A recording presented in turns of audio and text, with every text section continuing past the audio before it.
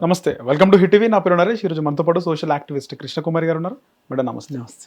ఈ మధ్యకాలంలో చూసుకుంటే పెళ్ళిళ్ళ తర్వాత వరకట్న వేధింపులు, విడాకులు, కుదరకపోతే మర్డర్లు రీసెంట్గా రోజుకొకటి మనం చూస్తున్నాం మేడం. రీసెంట్గా చూసుకుంటే దుర్గం చెరువులో కూడా ఒక ఇన్సిడెంట్ జరిగింది. ఆమె ఒక సూసైడ్ చేసుకుంది, వరకట్న వేధింపులు. సో హాస్పిటల్ అడ్మిట్ చేసిన తర్వాత ఆమె చనిపోవడం. అంటే పెళ్ళిళ్ళు చేసుకున్న తర్వాత ఎందుకు ఇట్లా జరుగుతుంది మేడం? అవగాహన లేకనా, సరైన కౌన్సిలింగ్ లేకనా, లేకపోతే ఇష్టం లేక పెళ్ళిళ్ళు చేసినా, లేకపోతే ప్రేమించి పెళ్లి చేసుకున్న వాళ్ళు కూడా ఈ విధంగా చనిపోవడం, లేకపోతే చంపేయడం, సూసైడ్ చేసుకోవడం జరుగుతుంది? ఇప్పుడు జరుగుతున్నది ఏంటంటే, పెళ్ళి అనగానే చాలా ఎక్స్పెక్టేషన్స్ ఉంటాయి. ఇద్దరికి ఉంటాయి, అమ్మాయికైనా ఉంటుంది, అబ్బాయికైనా ఉంటుంది ఎక్స్పెక్టేషన్స్. ఈ ఎక్స్పెక్టేషన్స్లో వెయిట్ చేసే ఓపిక కూడా ఉండట్లేదు. ఇది ఒక కారణం. రెండోది, ఇప్పుడు ఆ అమ్మాయి ₹1,00,000 ఉద్యోగం చేస్తుంది, అతను దగ్గర ₹1,00,000 ఉద్యోగం చేస్తున్నారు. అలాంటప్పుడు అసలు అమ్మాయి కట్నం ఎందుకు ఇవ్వాలి? అంటే ఉద్యోగం చేయని అమ్మాయి అయినా కట్నం ఇవ్వాల్సిన అవసరమే లేదు. అంటే ఇతనికి కొంచెం కామన్ సెన్స్ పనిచేస్తే, అసలు ఈ భార్యాభర్త ఇద్దరూ సంతోషంగా ఉంటే, సంతోషంగా ఉద్యోగాలు చేసుకుంటే వీళ్ళెంత సంపాదించుకోగలరు? అత్తగారు ఇచ్చే డబ్బులే కావాలా నీకు? ఇప్పుడు నీ మొహం చూడాలనిపించట్లేదు నాకు అన్నాడు అతను ఆ అమ్మాయిని. ఆ మాట అనేసరికి కోపం వచ్చింది. ఆ అమ్మాయి వెళ్ళి, అసలు వీడెంత వెధవా, వీడు నా మొహం చూసేదేంటి, నేనే వీడి మొహం చూడను అని బతకాల్సిన అమ్మాయి ఆ బాధలో, కోపంలో, ఉక్రోషంలో, ఆవేశంలో వెళ్ళి బ్రిడ్జ్ మించి దూకింది. కేబుల్ బ్రిడ్జ్ మించి దూకి దుర్గం చెరువులు పడి చనిపోయింది. అసలు నా దృష్టిలో ఈ భర్త అనేవాడు ఇప్పుడు అందరికీ సొసైటీలో వ్యభిచారులు అంటే చాలా, వ్యభిచారం అంటే చాలా నెగిటివ్ ఇది ఉంది. వాళ్ళంటే అసలు గౌరవం లేదు.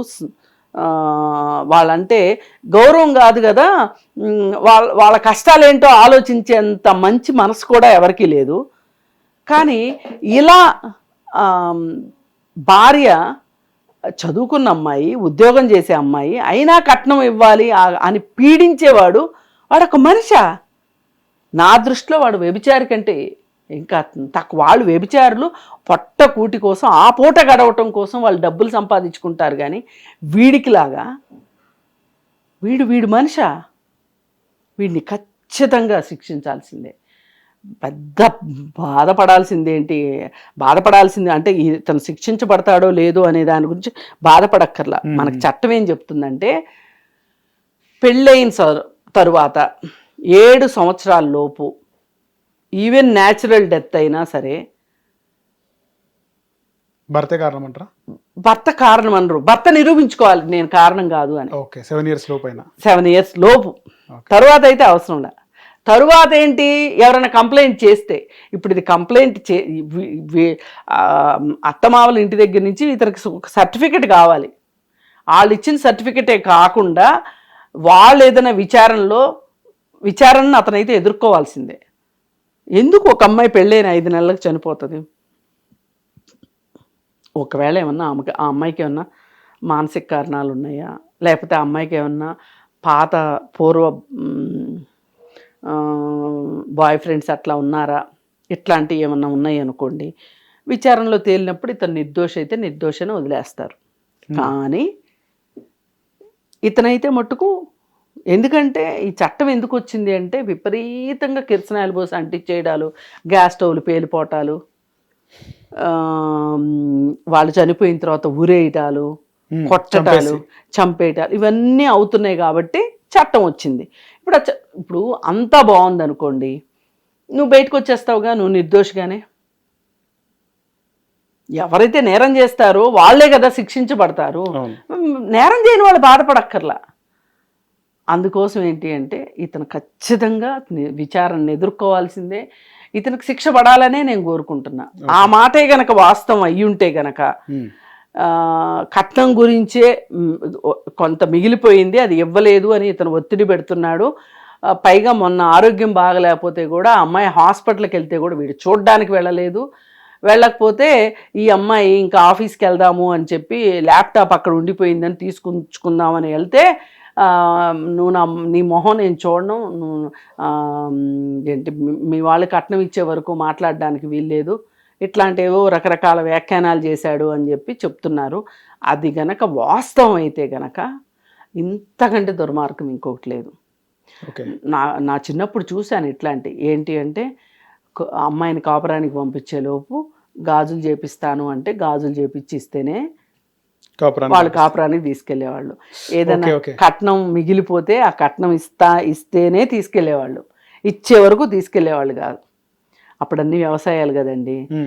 ఆడపిల్ల గాజులు ఏమన్నా కుదవ పెట్టుకున్నారనుకోండి, అవి ఆ కుదవ పెట్టుకున్న గాజులు ఖచ్చితంగా విడిపించి కూతురుకేసి పంపాలి, లేకపోతే అత్తగారింటి దగ్గర మాట వస్తుంది.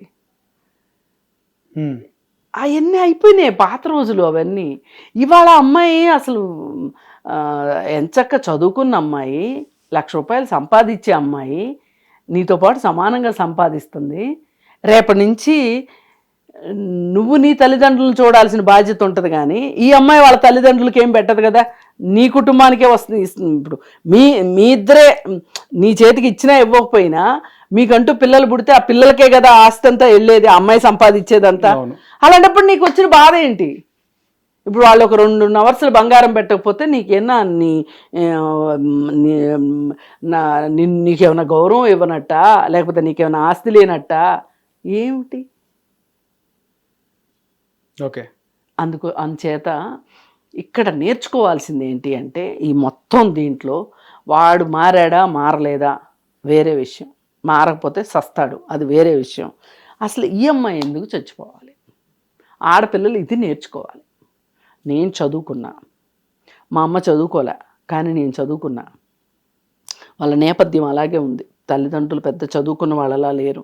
ఈ అమ్మాయి ఫస్ట్ జనరేషన్ అమ్మాయిలాగా ఉంది. నేను చదువుకున్నా, నాకు ఉద్యోగం వచ్చింది. అలాంటప్పుడు నేను కట్నం ఎందుకు ఇవ్వాలి?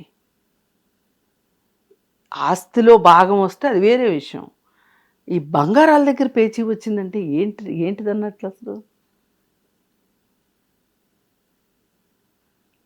ఇలాంటప్పుడు అసలు ఇంత మూర్ఖుడిని పెళ్లి చేసుకుని నేను పొరపాటు చేశాను, వీడిని వదిలించేసుకోవాల్సిందే, ఈ మూర్ఖుడు నాకు అక్కర్లేదు అనే ఉద్దేశంలో ఈ అమ్మాయి ఆలోచించాలి.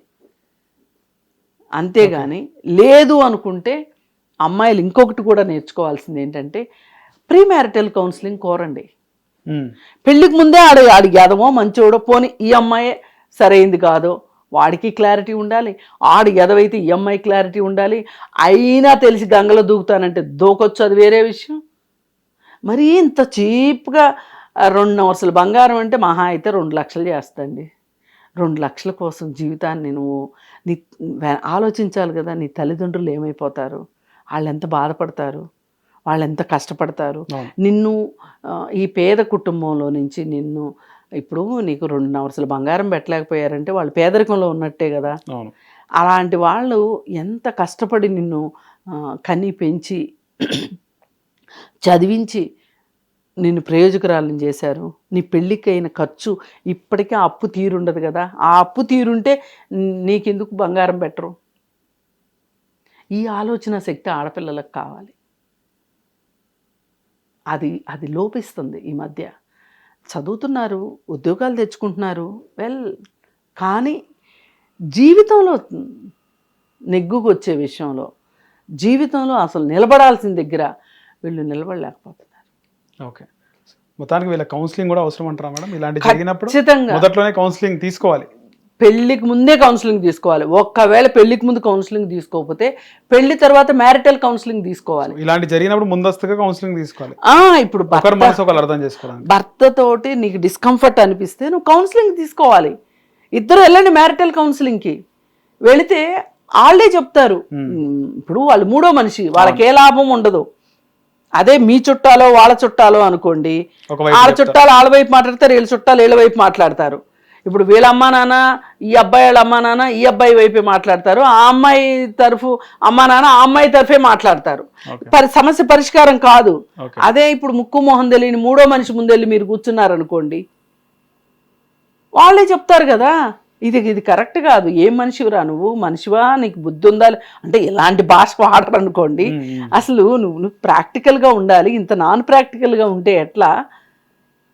తను మనిషే కదా, తనని గౌరవించాలి కదా. డబ్బుని బంగారాన్ని బట్టి మనుషుల్ని గౌరవిస్తారా? ఇట్లాంటి బేసిక్ నాలెడ్జ్ చెప్తారు. ఓకే, మారతాడా సరే, జీవితం బాగుంటుంది. మారడా, విడాకులు తీసుకుంటారు. ఏ విడాకులు తీసుకుని బతకలేవా నువ్వు ఒక్కదానివి? ఏం ఆలోచిస్తారంటే వీళ్ళు, ఇంత కష్టపడి తల్లిదండ్రులు పెళ్లి చేశారు కదా, ఇంకా నేను బాధ పెట్టాలా అనుకుంటారు. కానీ ఈరోజు నువ్వు లేకపోతే వాళ్ళు ఏడ్చే ఏడుపులు నువ్వు వినట్లేదు, కానీ చుట్టూ వాళ్ళు వింటున్నారు కదా, హృదయ విదారకంగా. ఇలా చేసే హక్కు ఉందా నీకు అసలు?